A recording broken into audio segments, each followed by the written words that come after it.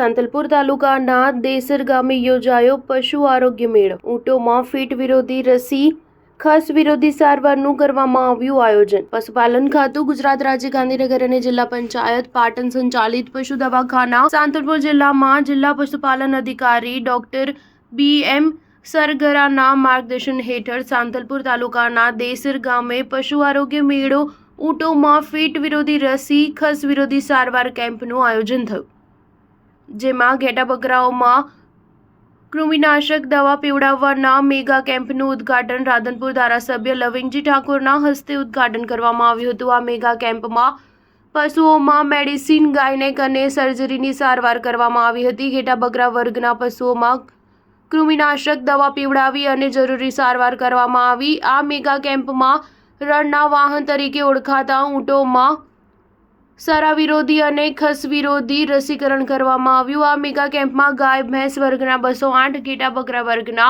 1540 અને ઊંટ વર્ગના 220 મળીને કુલ 1968 પશુઓને સારવાર તેમજ રસીકરણ કરવામાં આવ્યું હતું।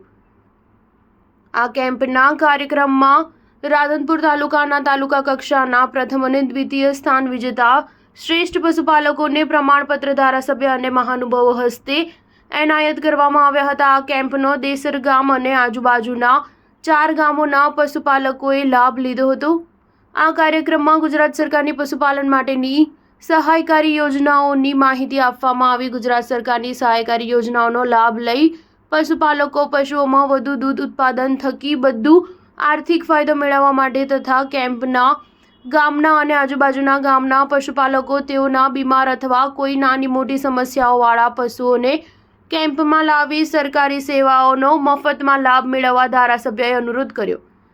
આ મેગા પશુ સારવાર કેમ્પમાં પૂર્વ સદસ્ય જિલ્લા પંચાયત પાટણ દિનેશભાઈ ચૌધરી, સંગઠનના હોદ્દેદાર ભીખુભા સોઢા, જીલુભા સોઢા, ચેરમેન સેવા સહકારી મંડળી ઈશ્વરભાઈ દેસાઈ, સરપંચ અને અન્ય ગામ આગેવાનો મહાનુભાવો ઉપસ્થિત રહ્યા હતા। Star news 7 Radhanpur.